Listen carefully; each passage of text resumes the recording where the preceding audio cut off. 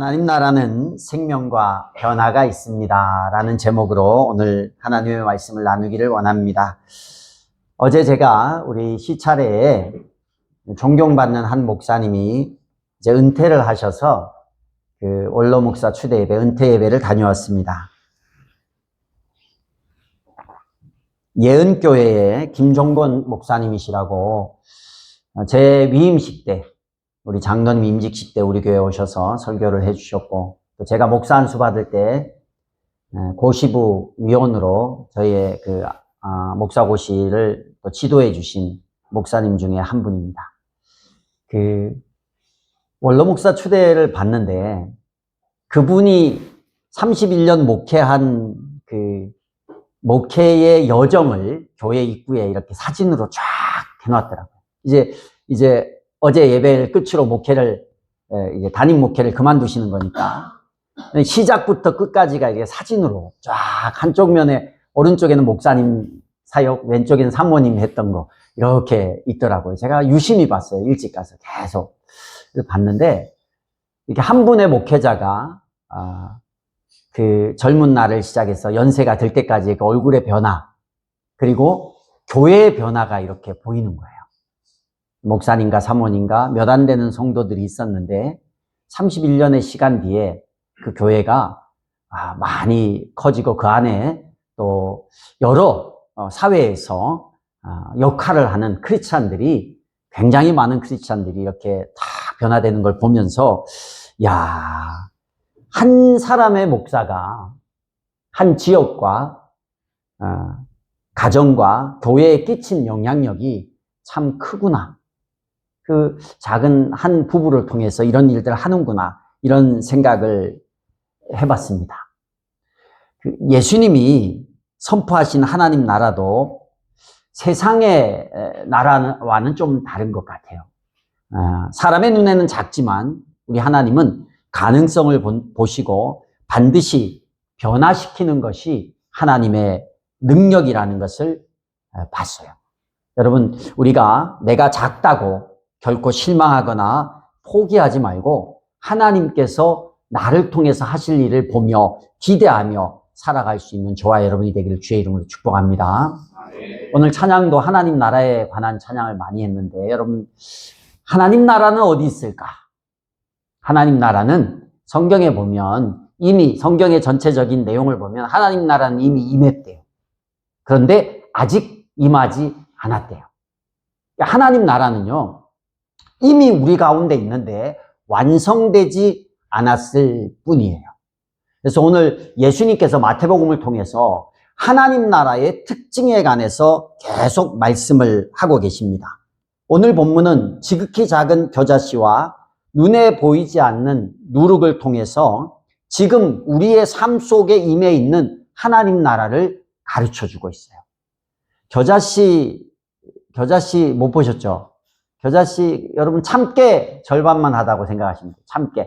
참깨가 뭔지 알죠? 참깨 씨보다 조금 작아요. 누룩은 뭐예요? 누룩은 이스트를 누룩이라고 해요. 한글은 잘 몰라도 영어로 이스트 하면 알죠? 빵 만들 때 넣으면 이게 확 부푸는 걸 누룩이라고 합니다. 그래서 우리 예수님께서 하나님 나라, 이미 우리 가운데 임한, 우리가 가서 완성된 하나님 나라가 아니라 우리 가운데 있는 하나님 나라의 특징을 설명하는데 겨자씨와 누룩의 비유로 설명을 하고 있어요. 먼저 겨자씨를 보겠는데, 겨자씨의 특징은 31절에 보니까 하늘나라는 겨자씨와 같다라고 해요. 겨자씨의 특징의 하나가 뭐냐면, 겨자씨는 매우 작다라는 거예요. 겨자씨는 어떻다? 작다. 하나님 나라의 시작이요, 어떤 거대함, 어떤 완벽함에서 시작하는 것이 아니라 하나님 나라의 특징은 작다라는 거예요. 마치 목사 한 사람이 교회를 개척해서 시작했을 때 그 안에 그 지역과 그 사회가 영향력을 끼쳐서 많은 사람들이, 그 가정이 변화되고 삶의 터전이 변화되고 직장이 변화되는 것처럼 작은 것 하나부터 시작되는 것, 작다고 무시할 수 없는 것이 하나님 나라의 특징이에요. 사회하고는 좀 다르죠. 우리 세상에는 작은 거 가지고는 별 할 수 있는 것이 없다라고 생각하는 사람이 많아요. 뭐 학벌이 작다든 능력이 작다든가 돈이 적다든가. 금수저, 은수저, 흙수저 이런 얘기 많이 하잖아요. 금수저 타고날 때부터 이미 뭐가 준비되어 있으면 기회도 많고 할 수 있는 것도 많아요. 맞아요. 그게 세상의 그런 흐름입니다. 그런데 하나님 나라는 좀 다르대요. 하나님 나라는 어떻대요? 작다라는 거예요. 성경에 보면요. 이사야 60장 22절 봅시다. 우리 한번 같이 읽어볼까요? 이사야 60장 22절 시작. 그들 가운데서 가장 작은 이라도 한 족속의 조상이 될 것이며 가장 약한 이가 강한 나라를 이룰 것이다.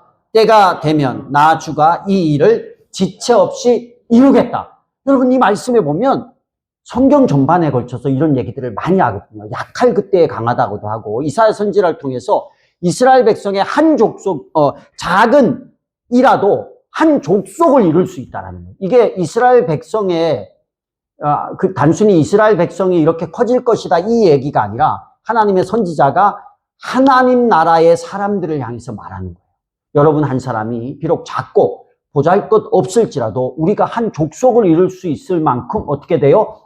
커져간다라는 거예요. 작은 상황에서 머물러 있지 않다라는 거예요. 가장 약한 이가 강한 나라를 이룬다라는 거예요. 그런데 이게 그냥 내 힘, 내 능력으로 이걸 이루겠다라는 게 아니라 수동태예요. 이루어 주시는 거예요. 뭐예요? 때가 되면 나 주가 이 일을 지체 없이 이루겠다. 하나님 나라는요, 내가 가진 것, 내가 가지고 있는 베이스로 내가 뭘 해나가는 게 아니라 나는 작을지라도 나를 통해서 누가 일하면 커진다라는 거예요. 하나님께서 일하시면 커져요. 여기 여러분이 작다고 생각하십니까? 혹시 내가 다른 사람보다 가진 것도 없고 환경도 그렇고 능력도 그렇고 좀 작다고 생각하십니까? 그럼 여러분에게는요 하나가 필요해요. 뭐가 필요하냐면 하나님의 도우심이 필요해요. 우리는 다 하나님 나라예요. 우리는 그리스도인으로서 하나님 나라의 일원입니다. 근데 이 하나님 나라의 특징이 뭐냐면 비록 작을지라도 하나님께서 하시면 어떻게 된다? 커진다라는 거예요. 그러면 여기서 우리가 알 수 있는 것은 세상은요 자기가 가진 능력을 따라 살아가요. 그걸 보고 살아가고 그걸 중요시하는 게 맞아요. 그런데 하나님 나라의 백성은 뭘 중요시해야 되겠어요? 하나님을 중요시해야 되는 거예요. 하나님의 뜻을 중요시해야 하나님이 나를 통해서 크게 이루시는 거예요. 그래서 말씀을 배우고 그래서 순종이라는 걸 가르치고 하라고 말씀을 드리는 거예요. 내가 다 가지고 내가 능력이 있는 사람은 쉽게 이 순종의 걸음이 잘 안 될 때가 많이 있어요. 왜냐? 내가 하면 되니까. 내가 다 가지고 있는데 뭐. 근데 내가 없는데도 내 힘으로 아둑바둑 살아보려고 물론 열심히 살아야 되지만 내가 가진 지혜와 지식이 전부인 것처럼 움직이는 사람이 많이 있어요. 네, 여러분, 하나님은 작은 자를 통해서도 크게 만들 수 있는 분이기 때문에 그게 하나님 나라의 특징이기 때문에 내가 작다고 여기면 여길수록 나는 누굴 더 의지해야 될까요? 하나님을 더 의지하고 하나님의 뜻을 따라 걸어가는 것이 더 빠른 길이고 더 큰 길임을 믿으시기를 바랍니다. 또 하나 32절에 보니까요. 32절 보면 이런 구절이 있어요. 겨자씨는 어떤 씨보다 더 작은 거지만 자라면 이란 얘기였어요. 자라면 어떤 풀보다 더 커져서 나무가 된다. 겨자는 나무가 아니에요. 겨자가 뭐냐면 머스타드거든요. 여러분 한국말보다 영어가 더 이해가 빠른 것 같아. 우리가 일상에 쓰는 머스타드 이거 만드는 재료가 겨자예요. 겨자 본 적 있어요? 겨자는 풀이에요. 풀. 여기 성경에도 풀이라고 얘기를 하잖아요. 겨자가 어떻게 나무가 되겠어요? 그런데 겨자가요. 이 당시 지금도 많이 크는 겨자 풀은 2m 이상 큽니다. 그래서 사진을 이렇게 쳐보시면 보통 겨자는 한 요만하거든요. 근데 어떤 거는 사람 한 키보다 큰 겨자도 있어요. 2000년 전의 상황에는 그랬나 봐요. 겨자가 씨가 작은데 1년에서 2년 정도 크는 풀인데 이게 금방 자라서 사람 키보다 크고 이게 또 하나에 뭉쳐져 있으니까 거의 뭐 숲풀처럼 되니까 그 속에 뭐가 깃든다라는 거예요? 새가맣게 뜰고 집을 짓고 이렇게 살았나 봐요.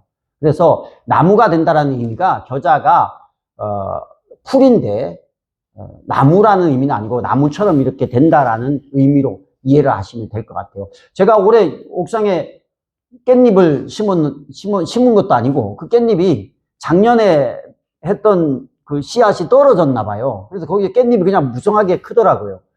근데 그게 하나였거든요. 그 깻잎 대가 하나였는데 깻잎이 풀이잖아요. 근데 제가 나무라고 생각할 정도로 컸어요. 깻잎 나무처럼 커가지고 깻잎이 거의 제 한 키만큼 컸어요. 보신 분은 위에 보셨겠지만 그게 한 나무에 깻잎 나무 같아. 이렇게 막 큰 거예요. 그래서 그걸 지금 잘랐나 어쨌나 모르겠는데 아직도 그대로 있는지 몰라도 야, 깻잎이 이렇게까지 크는구나. 마치 그런 것처럼 이 겨자가 풀이지만 나무처럼 이렇게 자라는 거예요. 근데 자란다라는 이 단어에 대해서 여러분이 좀 주목하셔야 돼요. 겨자씨의 특징, 하나님 나라를 겨자씨로 비유한 특징 중에 하나는 뭐냐면 하나는 작다라는 거, 작은 데서 시작한다라는 거. 그렇지만 하나님이 도우심이 커진다라는 것이고 또 하나는 하나님 나라는 생명력이 있다라는 거예요. 씨지만 죽은 것 같지만 생명이 있기 때문에 어떻게 돼요? 자란다라는 거예요. 하나님 나라의 특징은요, 자람에 있어요. 생명이 있으면 반드시 자라는 거예요. 그래서 어떻게 돼요? 세상에 영향력을 끼치고 안식과 평화를 주고 확장된다라는 거예요. 무언가 생명이 있어서 커져서 세상 가운데 안식을 주고 이런 일들을 할 만큼 자라난다라는 거예요. 여러분, 이 에스겔서 17장 23절이 원래는 예수님이 표현하고자 했던 구절이에요. 한번 읽어보겠습니다. 시작. 이스라엘의 높은 산 위에 내가 그 가지를 심어 놓으면 그 가지에서 가지가 뻗어나오고 열매를 맺으며 아름다운 백향목이 될 것이다. 그때에는 온갖 새들이 그 나무에 깃들이고 온갖 날짐승들이 그 가지 끝에서 보금자리를 만들 것이다. 아멘. 비록 작지만 나무가지 하나 딱 꽂았는데 이게 어떻게 돼요? 백향목이 된다라는 거예요. 어마어마하게 큰 나무가 되어서 왜요? 그 안에 뭐가 있기 때문에? 생명력이 있기 때문에. 복음은 생명력이 있고 말씀은 생명력이 있고 하나님 나라는 생명력이 있어요. 그래서 결국은 열방 가운데 많은 새들이 열방들의 다른 비유로 하면 많은 사람들이 그 생명력이 있는 안식할 수 있는 그 처음에 겨자씨 같은 자 같은 곳으로 어떻게 돼요? 모여든다라는 거예요. 여러분, 우리가 예수를 믿고 우리 안에 복음이 있다면 그건 작은 겨자씨와 같은 작은 믿음이라도 우리 안에 있다면 우리는 하나님 나라의 일원입니다. 근데 그게 생명력이 있어서 반드시 어떻게 돼요? 자라나고 세상 가운데 영향력을 끼쳐요. 단, 내가 그 믿음의 작은 씨를 가지고 생명력이 있는데 이걸 생명력이 있어서 자라긴 자랄 텐데 작게 자라는 사람도 있고 크게 자라는 사람도 있다라는 거예요. 그러면 크게 자라는 사람은 어떨까요? 어떤 사람일까요? 아까도 봤지만 때가 되면 하나님께서 이루신다고 했기 때문에 그 하나님을 의지하고 믿음 가운데서 그 하나님을 기대하고 그 하나님께 순종하며 가면 나는 작게 움직였는데 하나님께서 그걸 통해서 큰 일을 하시는 거. 그게 하나님 나라예요. 내가 뭘 한다고 하면 얼마나 제약이 많고 내 모습을 보면 초라해서 내가 뭘 할 수 있을까? 이런 생각이 들잖아요. 근데 하나님이 그 일을 하는 거예요. 윌리엄 캐리라는 사람이 있었어요. 이 사람은 혹시 들어보셨나요? 윌리엄 캐리? 한 번쯤은 들어보셨어야 될 사람인데 현대 선교의 아버지라고 불리는 사람인데 인도 선교사님이었어요. 제가 인도 선교를 처음 갈 때 윌리엄 캐리라는 책을 읽었거든요. 그 책을 쫙 읽었는데 원래 윌리엄 캐리의 그 직업이 구두 수성공이었어요. 구두 수성공, 그냥 사람들 구두 닦아주고 발 닦아주고 냄새나는 구두 이렇게 해주는 사람이었어요. 근데 그가 인도를 가겠다라는 거예요. 복음을 들고. 그래서 사람들이 엄청 비웃었거든요. 니까짓 게 뭘 할 수 있냐, 인도에 가서. 근데 그 책에 제 눈에 탁 들어오는 문구가 있더라고요. 그게 뭐냐면 하나님으로부터 위대한 일을 기대하라. 하나님을 위해 위대한 일을 시도하라. 이 구절이었어요. 하나님으로부터 위대한 일을 기대하고 하나님을 위해 위대한 일을 시도하라는 거예요. 그러니까 내가 들어간 게 아니라 기대도 하나님으로부터 하고 일을 하는데도 하나님을 위해서 그 일을 내가 그냥 시도한 거예요. 그런데 놀라운 것은 이 윌리엄 캐리를 통해서 인도가 예수 믿는 사람이, 인도가 이제 힌두교고 무슬림이고 뭐 이런 사람이 많잖아요. 근데 여러분, 인도에 기독교 인구가 퍼센테이지는 낮지만 기독교 인구가 우리나라에서 예수 믿는 사람의 2배가 넘어요. 4천만, 5천만 정도 되거든요. 우리나라 전체 인구가 맞먹어요. 인도가 복음이 전해지기가 굉장히 어려운 나라예요.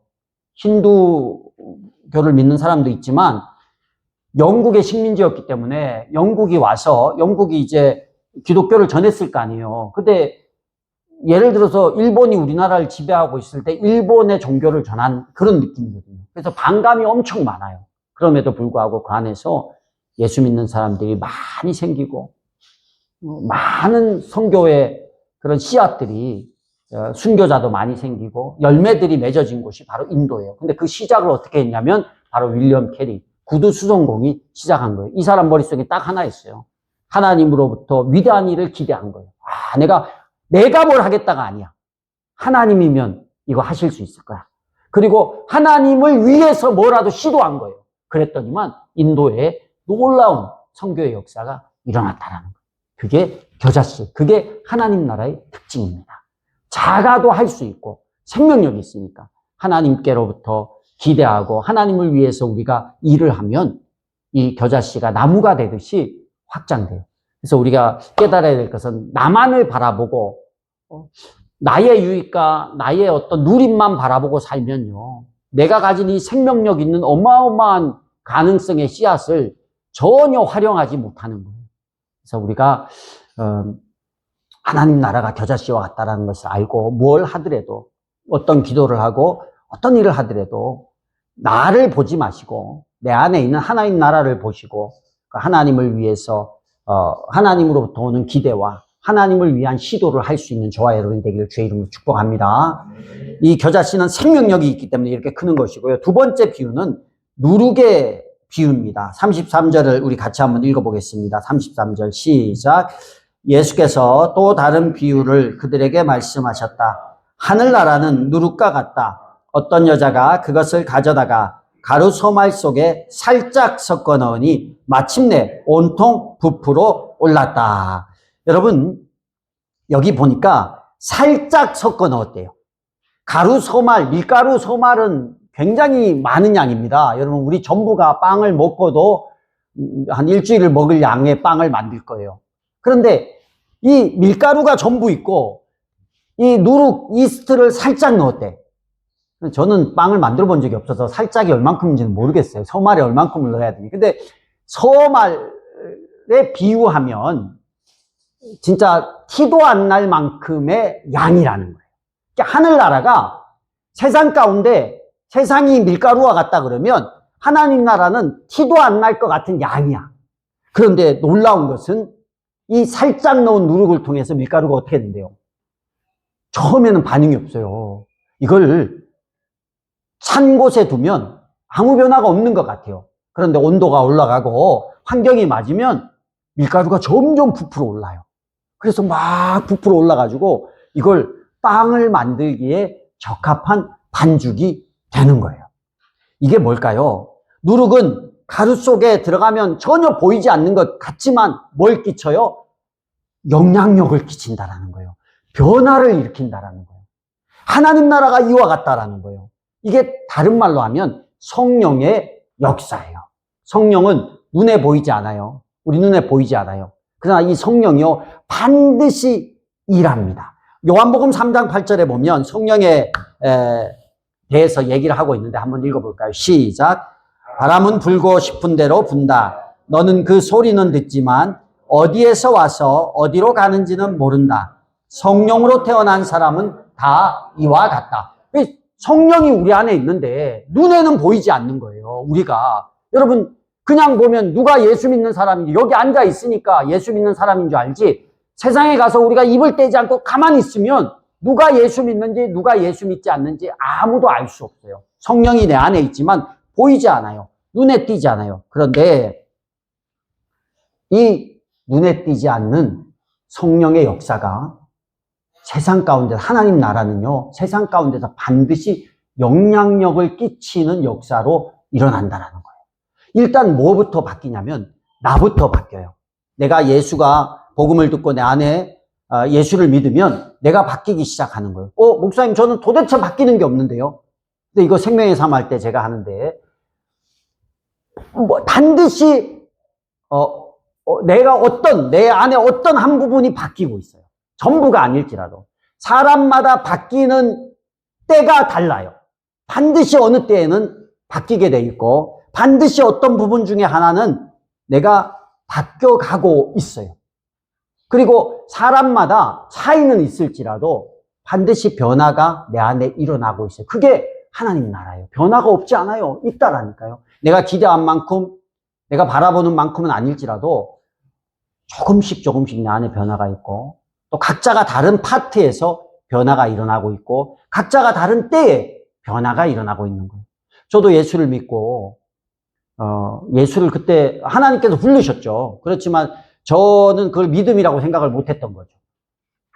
나 이거 안 믿어지는데? 근데 하나님께서 계속 콜링이 있었고, 성경을 1년 내내 읽어도 이게 진짜로 안 받아들여지고, 그러나 여전히 교회를 가고 있었고, 그리고 서울에 올라와서 교회를 갔는데도 교사를 하고 있고 뭘 하고 있는데도 불구하고 나는 내 스스로가 저를 느끼기에는 나는 예수를 안 믿고 있다라고 생각을 했어요. 왜냐하면 제가 생각하는 예수 믿는 사람은 다 막 목사님 같이, 또 그 당시에 열심히 하는 청년들, 열심히 하는 집사님들, 권사님들 많잖아요.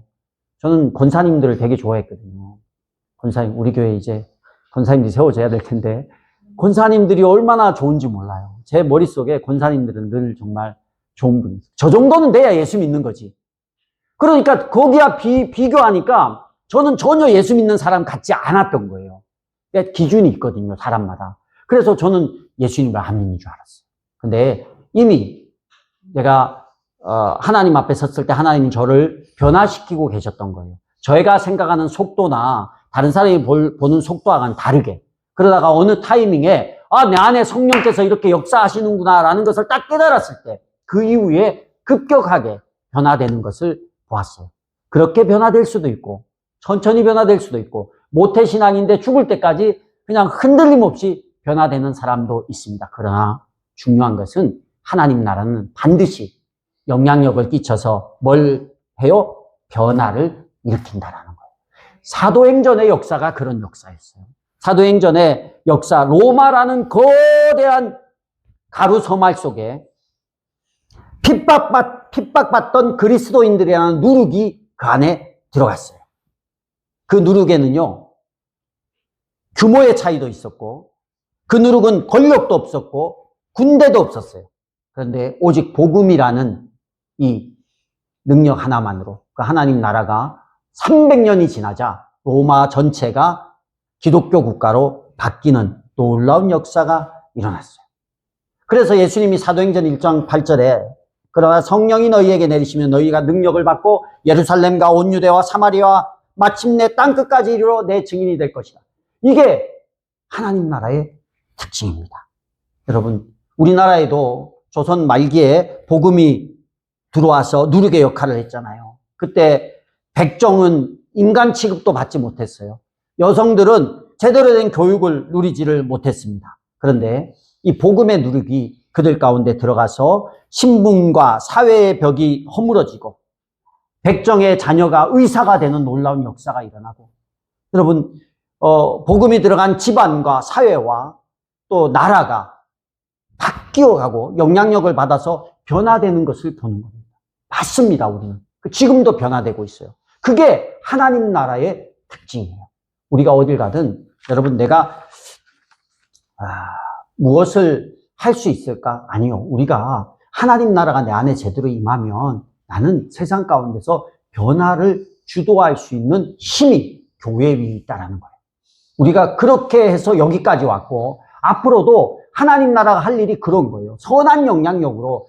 그러니까 나의 철학이나 나의 어떤 신념을 가르치는 게 아니라 하나님 나라를 가지고 우리가 살아가면 반드시 사회적으로 변화시키고 영향력을 끼칠 수 있는 게 하나님 나라예요. 실제로 그 역사예요. 교회의 역사, 2000년의 역사가 그 역사예요. 가는 나라마다 다 변화시키고 가는 가정마다 다 변화시켰어요.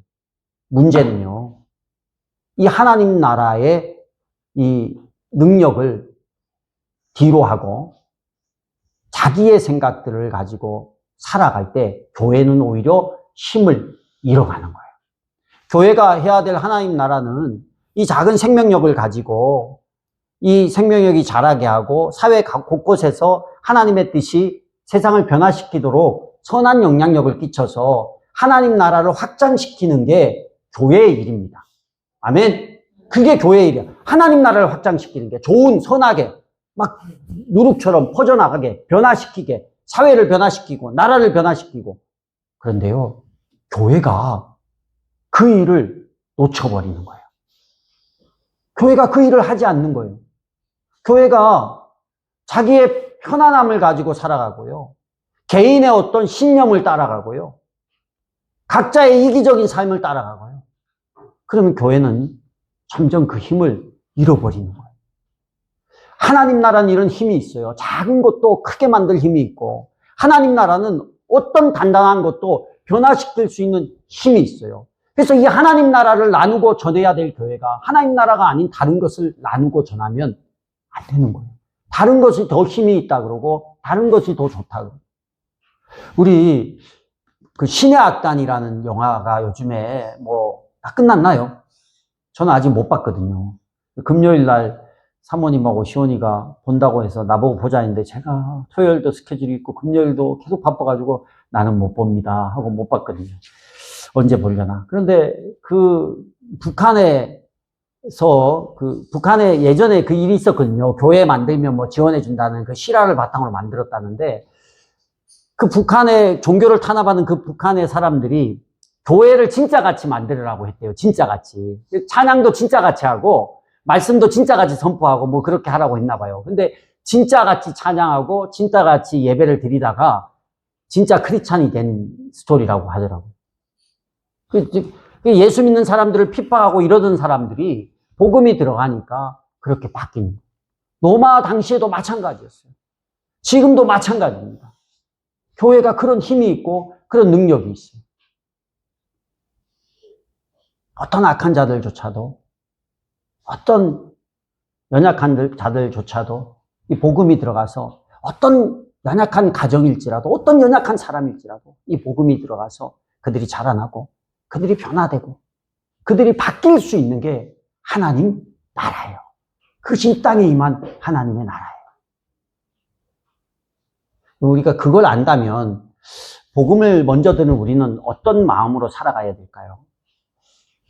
저는 두 가지를 여러분에게 전하고 싶습니다. 하나는 나의 보잘것없음을 핑계 삼지 않기로 결단했으면 좋을 것 같아요. 나의 보잘것없음에 대해서 나는 왜 이렇게 가난할까? 나는 왜 이렇게 뭐가 모자랄까? 나는 성격이 왜 이럴까? 나는 환경이 왜 이럴까? 나의 보잘것없음을 핑계하지 않았으면 좋겠습니다. 왜냐하면 하나님 나라는 작지만 잘하는 것이 하나님 나라예요. 여러분, 두 번째는 뭐냐면 보이지 않는 곳에서 누룩의 사명을 감당했으면 좋겠습니다. 사회를 탓하고 이 사회가 왜 이래? 이 환경이 왜 이래? 이렇게 탓하는 것이 아니라 내가 누룩이라는 거예요. 내가 누룩이라는 거예요. 가루 소말 가운데 내가 정말 크리스찬이면 들어가면 그 가루 소물을 변화시킬 수 있다는 거예요. 겉으로만 교인처럼 보이는 모양의 그리스도인이 너무 많습니다. 절대 헌신하지 않고 이기적인 마음으로 신앙의라는 것조차도 자기의 삶을 위해서 이용하는 사람들이 많습니다. 누룩의 사명을 잊고 있는 거예요. 제가 오늘 칼럼에 틈새를 채우며 헌신하는 사람들에 대해서 썼습니다.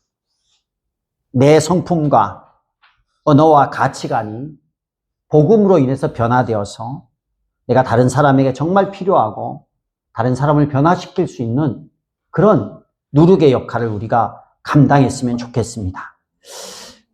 누룩은 반죽 속에 감추어질 때 비로소 일을 시작합니다. 생색내지 않고 인정받으려 하지 않아도 좋습니다. 인정받으려 하지 않으며 우리가 살았으면 좋을 것 같아요. 그저 삶의 현장에서 아무도 알아주지 않아도 그리스도인답게 살아가기를 결단했으면 좋겠습니다. 그러면 세상은 변화돼요. 지금도 아무도 알아주지 않아도 기도의 자리를 지키고 헌신의 자리를 지키고 그리스도의 사랑을 실천하는 사람들이 있어요. 저녁 기도, 밤 기도에도 기도하는 분들이 있는데 그들의 기도, 누가 알아주지 않아도 그 기도가 가정과 자녀를 살릴 거예요. 가정에서 묵묵히 기도하는 엄마의 눈물이, 아내의 눈물이 가정을 살리고 변화시킵니다. 직장에서 여러분 정직하게 행하는 그리스도인이 그 성실함을 통해서 하나님께서 누룩의 역할을 감당하고 그 직장을 변화시킬 힘을 주실 것입니다. 왜냐하면 우리는 그냥 세상 사람들이 아니라 우리는 그리스도인이기 때문이에요. 그리스도인이 그리스도인답게 살면 하나님께서 우리의 속한 현장에서 영향력을 발휘하기 시작하실 거예요.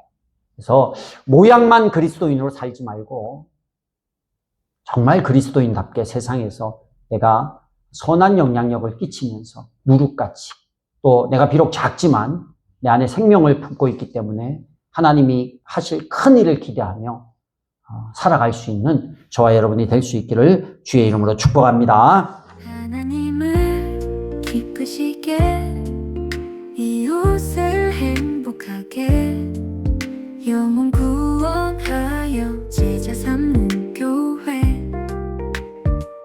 예수 가족 교회